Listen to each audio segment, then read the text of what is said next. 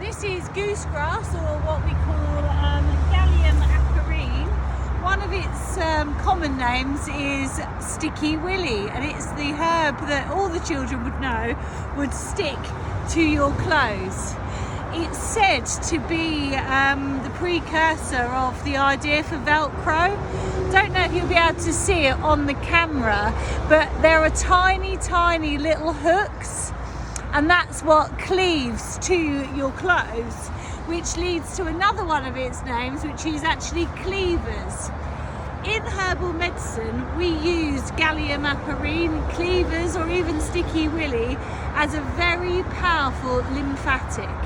It detoxifies and cleanses the lymphatic system. It's said to scrape toxins out through the lymph and out through the blood, and then the kidneys to be excreted.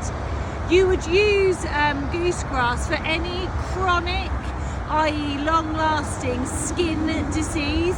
So that could be anything from psoriasis to eczema.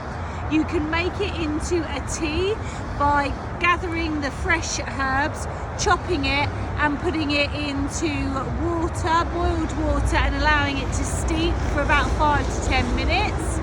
You can also do a cold infusion where you simply chop the herb roughly, leave it in cold water, and you'd leave it out overnight, and then you would strain and use the tea internally.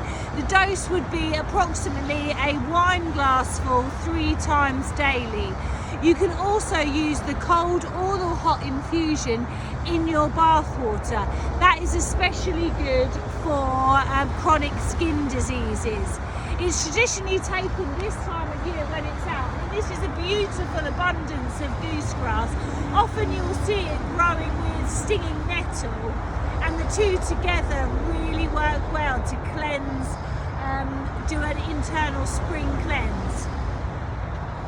Other uses would be for any long-lasting allergy, but definitely advise you to get out and forage this plant. You cannot mistake it. It has a square stem, if you can see that, and the leaves will grow like this around the stem, and you will see those tiny little hooks.